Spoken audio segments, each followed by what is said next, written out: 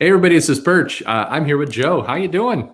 I'm all right, Perch. How are you? Well, I'm great, and I'm still very excited by this Batman Fortnite news and the convergence of comics and video games and how much money it's making. Yeah, no, it's a really big deal, but this is not the first time comics have tried to do this.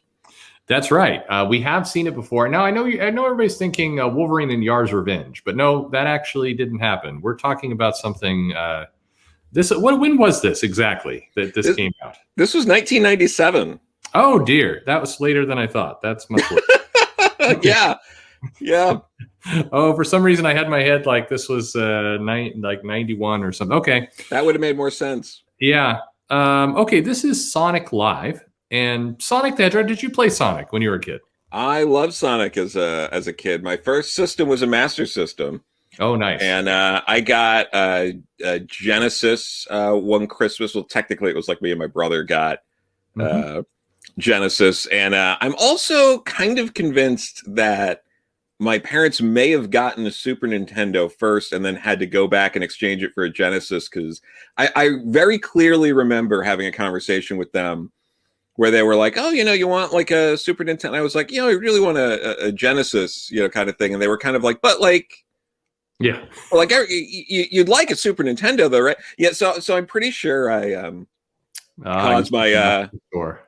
parents needless stress for like nothing. But I yeah, love I loved it. I love Sonic too.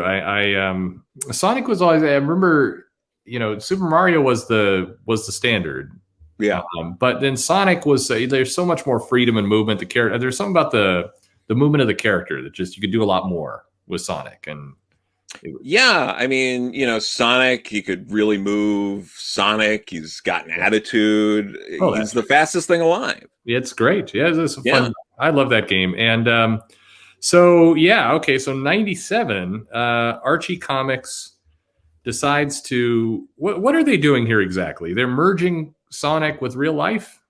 Yeah, they've had the Sonic license for a while, which was weird. They didn't I don't know exactly why Archie had this license, but like it Mhm. was really one of the only video game licenses I think they had Yeah, they was didn't do was much with it for sure. was Sonic and like no other Genesis properties or anything. I don't think we ever got an Archie Vector Man comic or No, Rystar or anything like that or Shinobi. It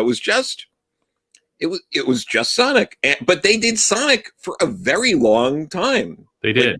Yeah. like a couple of decades. They maybe slightly more. They were doing they were doing those comics. I guess they did Mega Man later.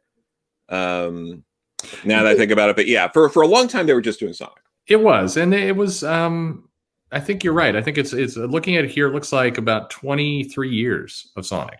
Yeah.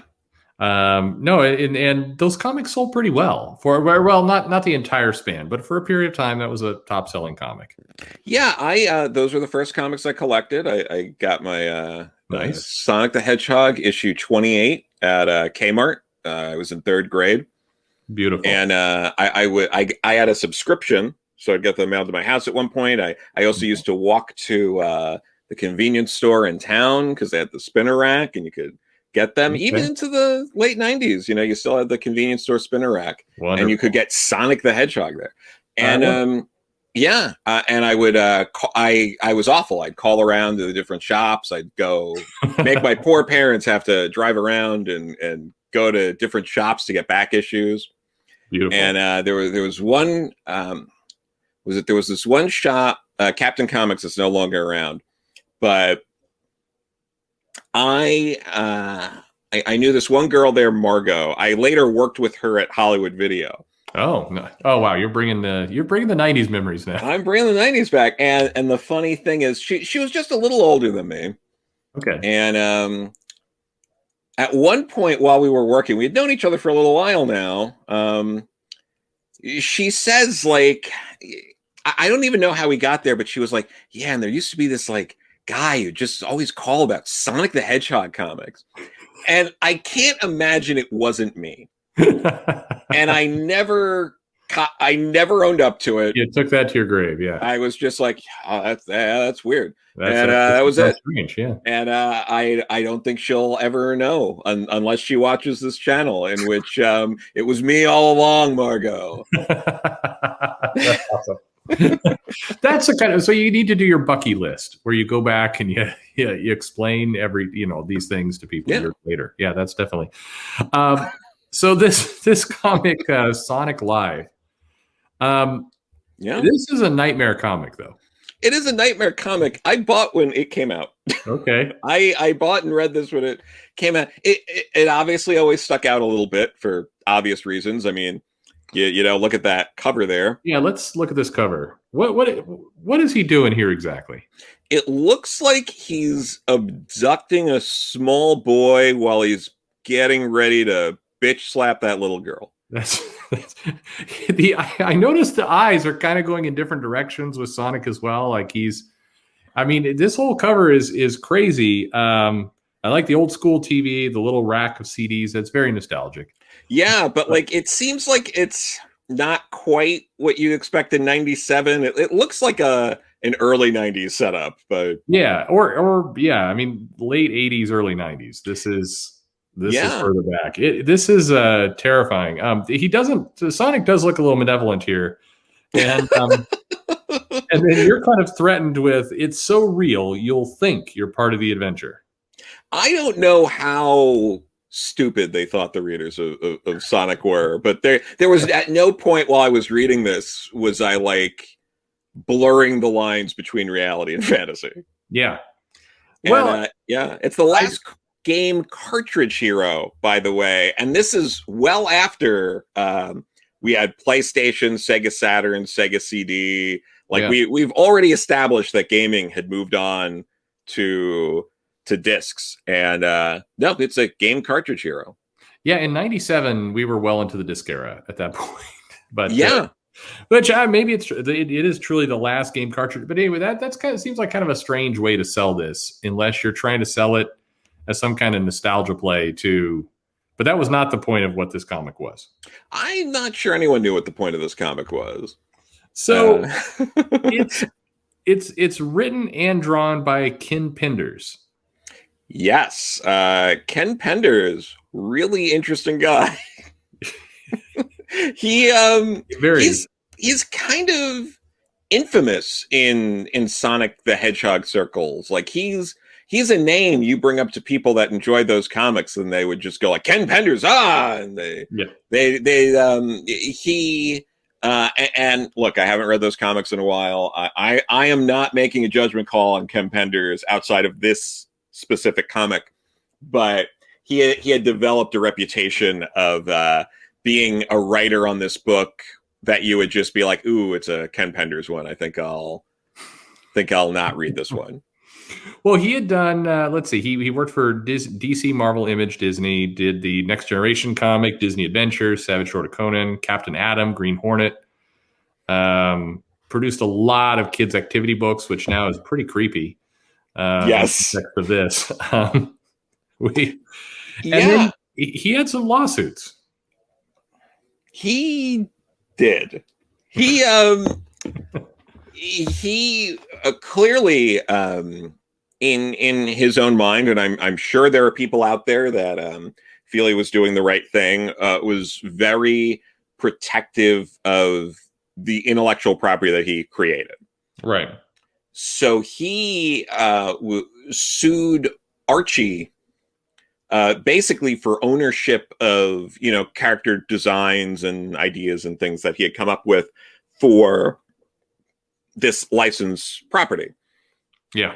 Which I imagine, goes against what the contract stated. But, again, in all fairness, there are plenty of lawsuits that get filed where no one goes like, well, that's actually not in the contract, so I guess case closed. Like it's not always the case. Doesn't help you, but but it doesn't stop people from filing lawsuits. And it got to the point where it dragged on for like a few years. Yeah. And Archie fired their entire legal team over this. Yeah, I don't understand that. And again, no judgment call. Ken may or may not. We're not. I'm not. Neither of us really making a No, call not at whether all. he's Yeah. in the right or not. It just it was a very long lasting lawsuit. It looks like at least 3 years or more. And then he also he was suing at the same time Sega and EA for copyright infringement of his Sonic, his version of some things that would happen in Sonic, and this case gets dismissed twice. Twice. Yeah, it got dismissed twice because he refiled it, I think 4 days after it got dismissed or something like that. Yeah, and the judge warned him not to do this, but he filed it again anyway, and it was dismissed again. And then it was appealed after that. Yeah. Okay, it's very so. But tell me, so wait a minute. We are getting to this comic, I promise. But this is so weird. So Archie fired its entire legal team. Do you know like why? That's a bigger deal. It's a much bigger deal. It looked like I guess the only thing I can think of here, and again, this is all speculative, is maybe the way things were going, it was costing too much money to go through like this, and also maybe it was looking like Ken could have possibly gotten part of what he wanted. Yeah, and I don't think Archie was interested in him getting any aspect of it. But then he goes on, and it seems like Archie basically just decides we're just not going to use anything you created anymore. They wiped it all. They wiped it all, and then IDW took it a few years after that anyway. So it was almost irrelevant. But what a strange turn of events over all the time. And now it makes sense when you look at it this way, that like, yeah, Archie, I could see after all of that being like, we're not going to renew this license. This can be someone else's problem. Yeah. But Ken then took like these characters he created that were like like the Enkindas in Sonic, because one of the bigger things he was known for was the Knuckles ongoing, right?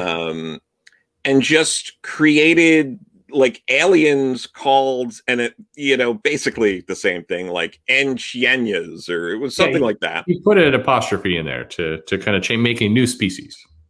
Yeah, and now, and he's currently working on the Lara Sue Chronicles, which he writes and illustrates, which are basically just these Inkinda designs of his.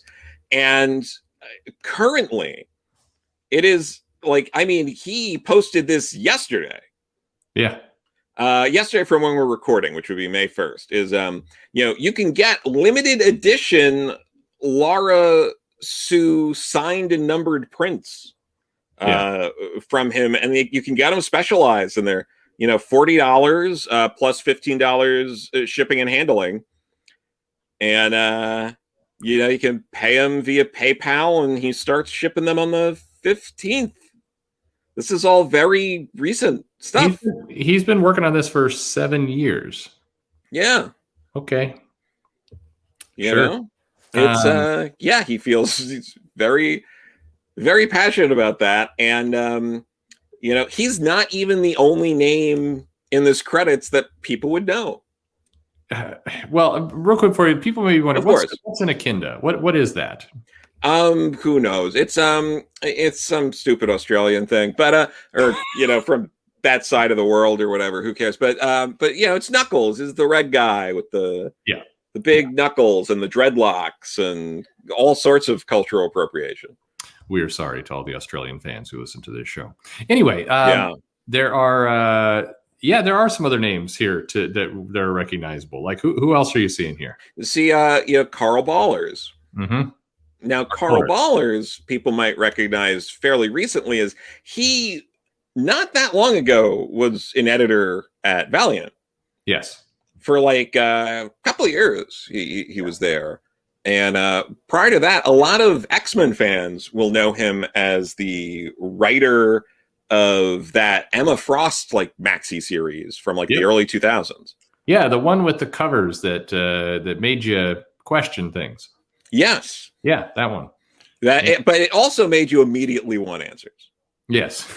You know, fair enough. It made you, yeah. It was a lot of young boys shut their doors looking for answers. Yes, unfortunately, those answers were not inside that comic. It was for a lot of young people. It was your first realization that the covers do not match the interiors. Yeah. Yeah, and that's not a euphemism, by the way. No. Well, or sort of. But it could be if you want. You know, don't let us tell you. It's your party. I think. But yeah, and he was an editor at Marvel for a bit. Yeah. This comic, and this comic has a couple different stories in it, but it's the main one that we're focusing on, the Sonic Live, the last cartridge hero by Ken Penders, that we're kind of focusing on here. But the premise is that, told in 4 chapters, Sonic explores the multiverse, which includes your world. Is that about it? Yeah, I mean, that seems to be the case, even though there aren't a lot of backgrounds and we have no sense of space or where anything is. Right. Throughout this comic. So good luck figuring that out. You just kind of gotta go with it. There's a shocking lack of backgrounds. Yes. They're really foregrounds and then fills is what we have here. Yeah, that's for a lot of it. Yeah. So Dr. Robotnik has basically kidnapped Princess. Oh God, what was the princess's name here? Princess Sally Acorn. Princess Sally. Yeah. Yeah. Now, why does Sally wear a jacket, but otherwise just walks around naked? I'm always confused. Not to hey furries, glad you're here with us today. Yeah, thanks for joining. Yeah, how do they decide what parts of the clothes need to be covering up what? I mean, I've always wondered what's the etiquette here for. Yeah, I honestly I don't get it. I guess it's just to give her something kind of, dynamic. Maybe if she's running, you can kind of have a little flapping vest. It's. I mean, they've drawn her with curves. Yeah, and then a jacket that really covers nothing. I don't know. Yeah, I mean that jacket. She couldn't close that. No. That's Yeah. She's got to just live with it. So anyway, he's kidnapped her, and then it just feels like a pretty routine adventure, right? He kidnaps somebody, and then there's robots, and Sonic's gonna strangely not utilize his skills from the game. There's not a lot of running. There's mostly a lot of kind of standing around. There's a lot of standing around. No rings. Right. I don't think we see a single ring in this. No. There's just a lot of Robotnik's also doing a lot of just I know you're super fast, but I'm just gonna hope you stand still long enough for these clunky robots to shoot you. Yeah. This is always kind of my problem with some of the Sonic comics, is that the game was about speed, and I mean, if only there was a comic character whose super speed was kind of the power that you could maybe get some inspiration off of. Yeah. If only something like that existed. But as he's cornered and kidnapped, he's shot, and then that brings us into this very strange sequence of the real world. Yeah, so he gets shot, but I guess teleports. They never explain this. He kind of goes into the in-between, it looks like. Yeah, he goes into the in-between, but we have no idea why. He is shot. It's not like they cut away and they made it look like he got shot. No, he's shot, and there's a smoking crater that is left. Yeah. So that, have a nice afterlife, Hedgehog. Yeah. That there. But yeah. For God. Yeah. Yeah. And then we have one of the most terrifying pages of a comic book. Yes, we do. So these 2 kids is Ken Penders' son and niece. Yeah. And you'll see his son is holding a TV remote sideways, acting like it's a Sega remote, a Sega Genesis controller or something, to play the game. I'm very confused. At this point, Penders had done a lot of work in the Sonic universe. Yeah. Does he not own a Genesis? You would think he would own a console. Or that, maybe his niece would have had one, or a neighbor. I mean, someone on the block should have. were they worried that they would get sued if they used an actual piece of hardware and they needed permission? So I'm with you. Like, why he's holding a remote sideways. He brags at the end of this story about how he didn't have to pay the kids, which that's also weird. Maybe don't do that. Yeah, that's charming. Yeah. But yeah, and then this dialogue's just fantastic. Oh, he also brags about how he basically made them pose for hours. Yeah. To get the exact images he wanted, which I have no idea why. When you look at this, you're like, these look like they could have been done pretty quick. I don't think this would. I mean, I'm the guy who tried to wrestle his kids into throwing eggs at paper. That took effort. This does not look like at that level of effort. No, and the dialogue here. Not again. I can't believe I died, and just when I was doing so well. And it's like, well, you couldn't have been doing that well. You died, but also none of this is clear. It's like, so was that the Sonic in the game? Was he playing like? Sonic and Knuckles, and it's a different game. Like, what was happening? So he dies. His sister is saying, or niece, depending on your point of view, the cousin. Yeah. Let's go, Steve. Mom's waiting, and Mom's like, had it. She's like, enough of the video games. You're going to be late for school if you don't hustle now. And as their attention is turned, this weird ghostly hand is poltergeist style is coming out of the TV to touch them. Yes. But Mom, I was almost at the next level. No, you weren't. You just died. This lying child. Yes. We can all relate to that. I can't save right now. I got to keep playing. Yeah. That works for every generation. But we learned that this very insane hand is Sonic's, and he's kind of reaching out trying to touch the children, but it doesn't work. So he's stuck in this green vapor. Yeah, and it's getting him nowhere real fast. Yeah. He's confused. Robotnik is takes the princess back to a cell. Where he's also kidnapped her friends as well. It looks like he's definitely. You see, you got Tails and Rotor in there. Yeah, Robotnik's having a good day. I mean, he's taken out half of the clan. This story takes place after all of the interesting stuff happened. Yeah, exactly. Yeah, how did he capture all these people? I don't get it. But he. Apparently, so time passes, and Sonic is floating around in the green. Yeah. And he hears the boy talking, don't you have any homework? I'll do after dinner. Come on, let's play. And then the kid picks up from, now we see an illustration of the kid, and he does have what looks like almost a proper Genesis controller now. Yes, now he does. And but yeah, they don't have the Genesis. But even before, when we see the picture of him, he's wearing a Sonic the Hedgehog T-shirt. Right. So like, I don't see why they couldn't have at least had a Genesis controller or any video game controller and not a TV remote on the side. It's incredibly weird, and also maybe again I'm not remembering Sonic correctly, but he's like, I think I have the last trap figured out. In just a second, I'll punch in the codes. What the codes? What were the what codes? Yeah, he's not playing with a game genie or anything like that. It's not like kids are cheating bastards with this. Yeah, absolutely. And then God, this dialogue just kills me. You dummy, you have the videotape on instead. Yeah. It's cute because it's stupid. Yes. He said, I never touched the VCR. Maybe I have the wrong channel. Sonic reaches through, grabs the kids both, and yanks them into the green with him. Yeah, which is weird because let's see, it's just like, and since I can't go all the way to you, let's see if you guys can join me. But why does he want them to join him? It makes no sense. And once they've joined, once they've joined him, the energy coalesces. I like this dialogue of Jesse. It's Sonic. It's really Sonic. And his sister's like, oh boy.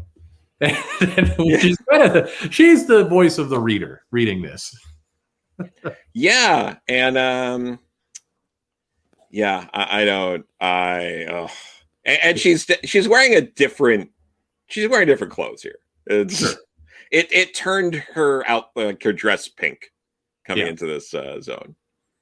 Yeah, she's got a pink dress, and I mean, I'm sure there's reasons for that. But the energy coalesces, and since they've arrived, the surges have grown stronger, and they just kind of walk into the distance and to their adventure. Sonic and you who's living this adventure, you'll think it's real. Yeah, a precursor to Marvel U. Yeah. But yeah, sorry to pull a fast one. You get it because he's fast. Yeah. But this is important. The closest I can figure is some sort of in between zone. So like, I've never thought like I'm lost. Who's really going to help me? Are two children. No, that yeah, absolutely. If you're a cartoon video game hero trying to stop an evil scientist guy who tried to murder you, then you want to pull two children into that. And the fact that they're asking questions like, where are we? An in-between zone? Sonic should have immediately been like, oh, you're not, this is bad. You're not going to help me. You two are a bunch of idiots. Well, good luck to you. But Sonic's not a jerk. He's going to take them along. But he's taking them along. But then it's like, okay, so why did you need their help if you knew exactly where to go? Yeah, exactly. Well, yeah, we got lots of dialogue of him not knowing where he was, but apparently he doesn't know because he just then walks out the energy door. Yeah, with children. Now he's like, oh, I know how I'll get Robotnik back. I'll bring a couple of liabilities with me. That's right. No. Okay, so this takes us to part 2, and Robotnik is now that we get a lot of musical themed puns for a bit about Sonic's playing a golden harp. There's nothing to stop anyone from marching to the beat of my drum, and then there's a comment about dirges and always good at carrying a tune. Too much music related humor in one panel. But now business before pleasure, and the business is that he's going to murder all the rest of the friends. Yeah, not in their cells. He's going to take them out for no reason. Sure. And now we've also got Antoine in the background there, yep. and in addition to Bunny Rabbit, Rotor, and Tails, who's just pissed. Tails is pissed and seems to wander between having being handcuffed and not. Like they keep taking off his handcuffs in one panel and then putting them back on in another. Yes, but that's always good. So his plan appears to be it's a missile and it's gonna place killer satellites, and he's gonna put them into this missile and launch it into space for some reason. And then Sonic shows up right in the heat of this action with the two children. Yeah, but also now, mind you, he could have just executed these guys in their cell, but instead sure. He's like, why don't I put you in the rocket that I need to make it to space to put killer satellites around, because there's no way you would escape and reroute the rocket and save the day or anything like that. No, that's not what they do. That wouldn't make any sense. I also think at some point, because he notes that, hey, where's Sally? And it's like, yeah, where is she? It's like, she's in the rocket's lower level. Don't worry about her. And you get kind of the feeling like this was the point where the panels have been drawn and like, oh, crap, we haven't put Sally in here in this group. But yeah, that's because instead of Sally, you get Antoine back there. And it's like, oh, I guess Antoine got captured too. Sorry, guys. Exactly. Yeah. This whole group sucks. They suck, and oh my gosh, Sonic gets a SWAT bot. Way cool. Why is that cool? They are murderous robots. They are, and you get a very brief amount of action before we get back to talking again, showcasing that there's very little Sonic moving and running quickly in this comic. It's mostly him being kind of foiled by plans because the kids immediately get captured. But we also get one of my favorite panels in this is the SWAT bot falling off the rafter there with the whoops.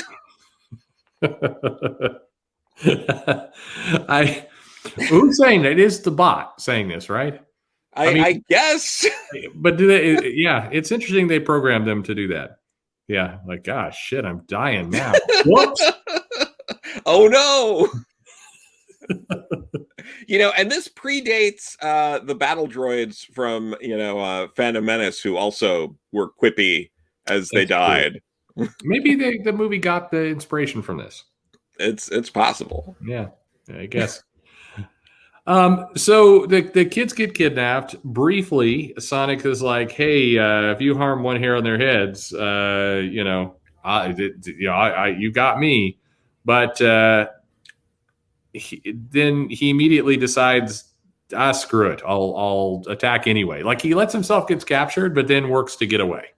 But then you have that whole weird bit where he's like, "You harm one hair on their heads," like you were saying, and then Robotnik's just like, "It's really the hair on your head that I wish to harm," and he just plucks a random hair, right, and then breaks Sonic and breaks it, and it's just like, but why?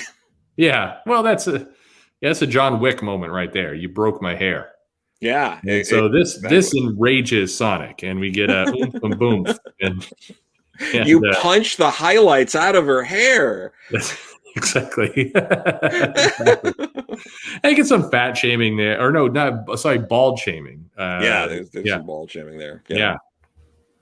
And so he quickly dispatches, along with, again, way too much conversation, grabs the kids and then pulls them at what can only be assumed supersonic speed.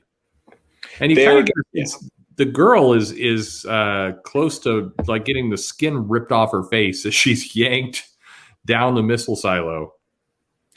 There is absolutely no way their arms and shoulders are not dislocated at this point.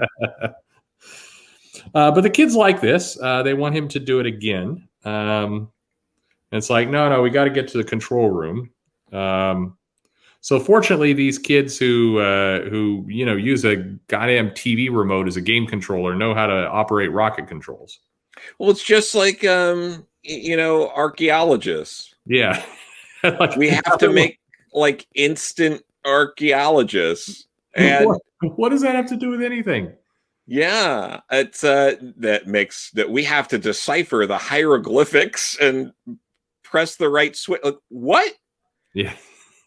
Also, I just love that they can't understand any of this stuff, but Sonic knew immediately where the control room was. Yeah, well, that's and then he basically runs around the room pushing random buttons. Yeah, which when you're dealing with a rocket launch, that's fine. Yeah.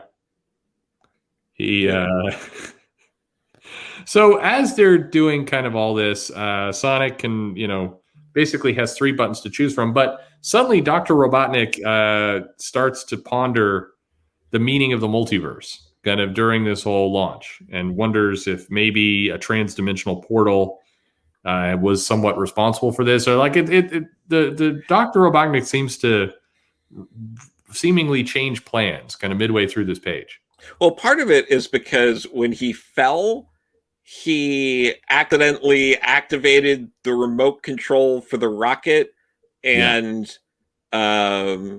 you can't use the remote to stop it. Unfortunately, we haven't enough time to make it down to the gantry. So you could activate this deadly rocket with a remote, but you have to go down to the gantry to turn it off. And that's when he just randomly sees a new portal for no reason to the multiverse.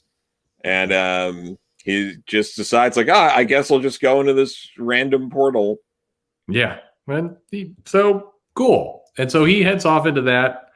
Sonic notices for the first time the boy has a Sonic shirt and decides to compliment him while the world is blowing up. It's very nice. And then they somehow figure out the right button to push for no reason. Yep. It's literally eeny, meeny, miny, mo. But he gets it right. He picks correctly.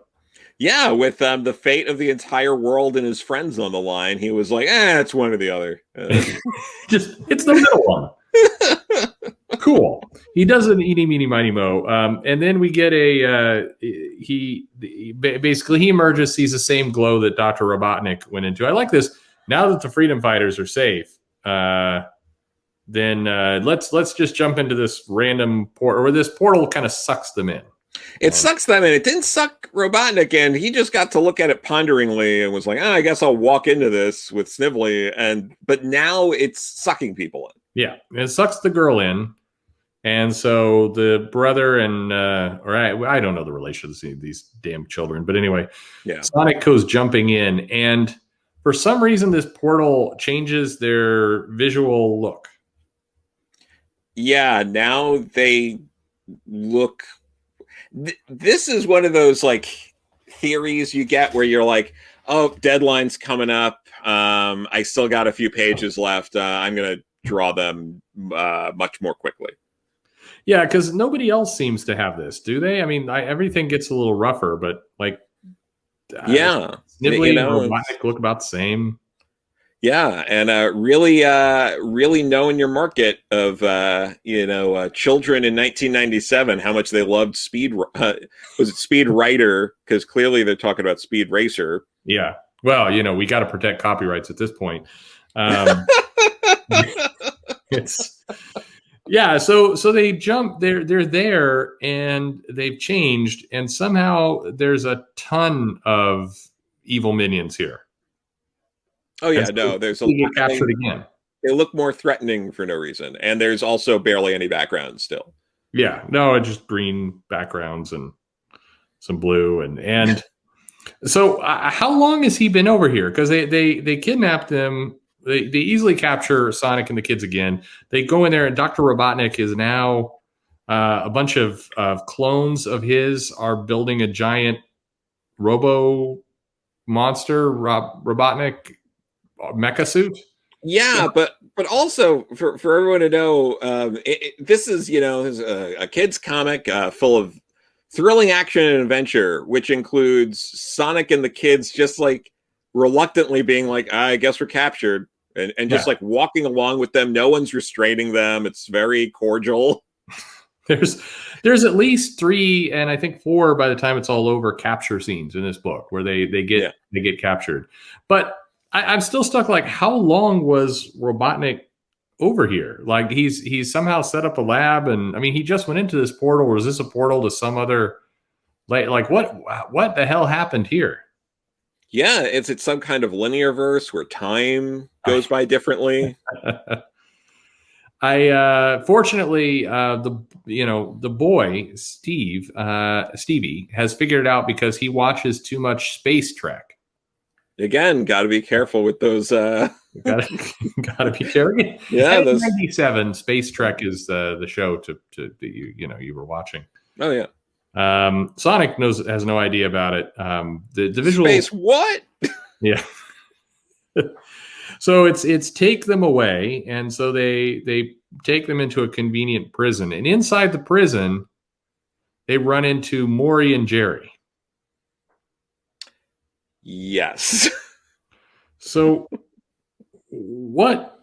And I do like this caption. I know I'm quite the awesome dude, says Sonic, but do either of you have a clue as to what's going on? I don't.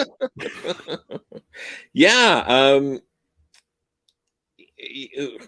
How could anyone know what's going? There's also a lot of this in this comic. Like Ken Penders loves this trope of you start saying something in one panel and finish it in a caption in the next one. Yeah, he does. That happens a lot in this. That's really charming. Yeah. As the multiverse of Robotniks start to create a uprising, we learn that these guys are the head of Sega. I'm sorry, but who the hell are these two people? I guess they're people that worked on Sonic in America.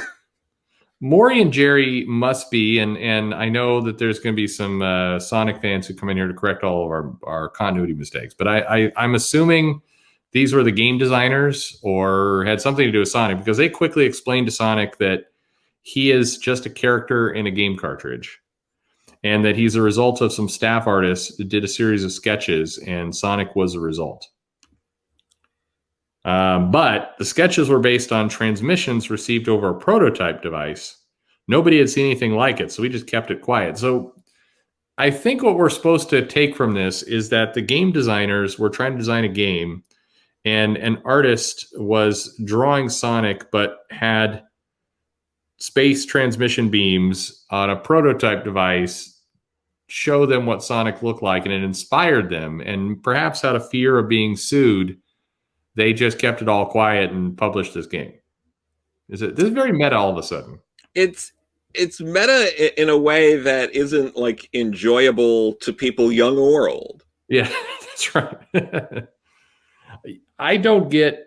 Yeah, I mean, is there some? I played plenty of Sonic, and I guess I don't remember the part in the games where they broke the third wall and the character of Sonic was a result of alien transmission. I really don't understand where any of this is coming from. No, it's very odd, and yeah, this is not something I could quickly get any sort of information on. Like I'm doing like a quick little search. I've been trying. Who are these guys? And they apparently are people. They're Sega people.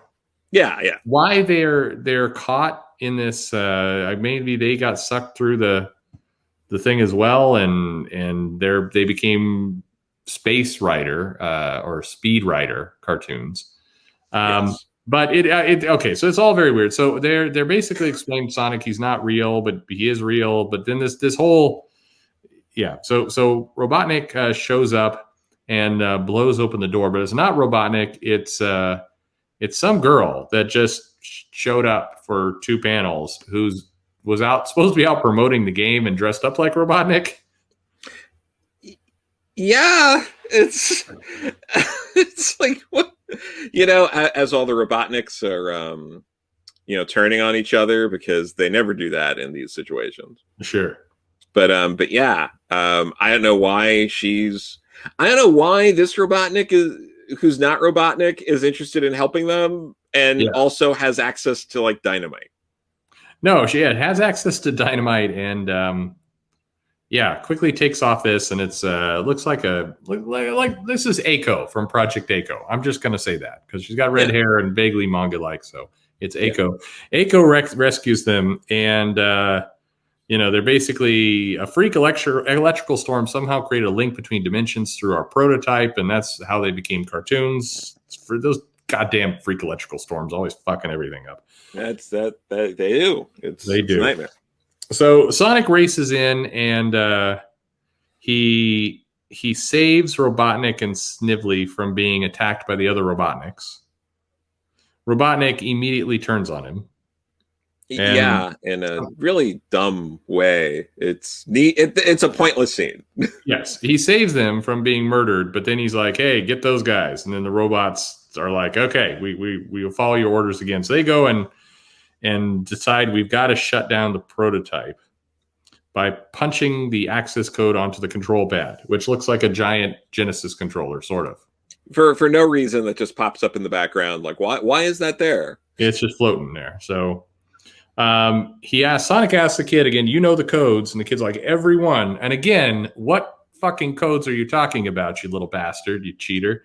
Yeah, and it's a completely different kind of, like, it's in the course of 2 panels, the controller, the whole background, the color is different, the setup where it is completely different. It makes no sense.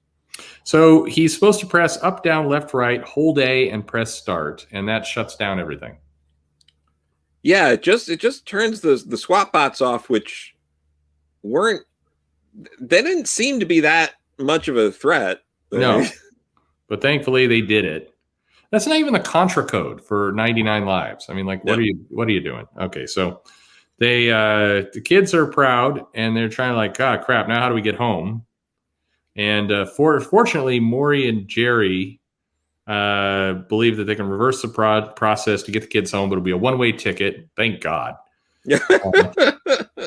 And with Dr. Robotnik captured and Snively just wandering around, they send Sonic and the 2 back to his home, and there they reunite with Freedom Fighters, Sally and Tails and everybody. greet him, cool.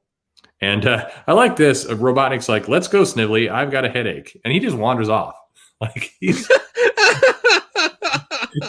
spent the whole comic trying to murder him, and the Sonic and pals are like, cool. Well, right? It's you can just head out. And it's and I'm scrolling back through because I'm pretty sure the thing that kills me here too is Ken Penders wrote and drew this. Yes. So he was aware. The only scene we see Antoine in is that one scene on page 9 when they're all grouped together. So like there's no way he didn't just accidentally draw Antoine instead of Princess Sally Acorn. Yeah. That's the only explanation, because Antoine does not show up again for the entire thing. It would I don't know, we get our stinger at the end with basically the kids have been reunited and they're back playing a game in front of a blank TV. I'll just point out these kids are too stupid to know the TV is on. Let's see what Sonic's up to now, and here it is. And so nothing against the kids, apparently, as we get this final kind of recap. In case you're wondering, who are those photogenically wild and crazy kids? That was not my question after reading this comic, but okay. It is Ken Pender's son, Stephen, niece Jessica, who in theory now are much older and are pretending none of this ever happened. And then it talks about he spent hours making sure each photograph, 4 of them, were just the way he wanted. And as far as their help was concerned, Ken was quoted as saying, "Hey, they worked for free." Like, you dick. Like, you couldn't even get them ice cream or something. Like why would you voluntarily print that? And then we get a bunch of much better covers for comics coming out. Yes, we do. Pretty much everything else is better, including even the fan art is better that comes. But that one, the Sonic CD one at the top top left there is actually it's pretty good. I also like how even this fan, who knows how old this fan is, Nathan Bonner, is aware that it's on CD now, as opposed to the creator of the story. And it's kind of cheating though that he let Jesse and Steven have fan art put in there. Well, he didn't pay them, so he's pulling some strings there to get his son and his niece a little spotlight there. That's true. And nepotism. Yeah, thankfully there's not nepotism in current comics. It ended here. No, absolutely. Yeah. No, that's. I'm glad. They put a stop to that. We get a couple comics of the Freedom Fighters and Knuckles, and I mean, I think the Knuckles story is dramatically better, even though it's only a couple pages. But it's only a couple of pages. But that's was it that Patrick Spaz? That artist. He's probably the best artist that's done these Sonic comics. He's great. This actually looks like, I could see this guy as like a storyboard artist for the cartoon kind of thing. Yeah. Well, he actually uses backgrounds. Both of the stories do actually have backgrounds, which is a dramatic step up. I don't know what I just went through. That was a pile of shit. Yeah, it's crazy that happened. It's precursor to Batman Fortnite, and also had a multiverse in it. So but before DC really mined the multiverse crisis kind of events, because this is kind of a crisis here. That's a crisis. Right. It was a crisis for them. I was going through a crisis reading it. Yeah, it was. I also can't believe we talked about this for as long as we did. I can't either. The time just flew by. Really did. Well, we stand on the shoulders of giants. What can we say? Giant Robotnik robots destined to destroy some Mobius. We don't know which one. There you go. Well, thank you, everybody, for sitting through this with us and puzzling as to why it exists. Yeah, I think this is also the first time we reviewed an Archie comic. Yes. Yay, it's a first. Ah, shit. Yeah, an Archie comic that they don't have the rights to anymore. So Yeah. Yeah. you know, but hey, it's Sonic Live. You You, know, you listeners to the show keep telling us to review more indies. Well, here you go. yeah, this is a good comic to, give it a read and then, call your mother, hug your best friend because life's short. Yes, it's you never know when it's all going to end. Yeah, and you don't want this to be the last thing you've read. No.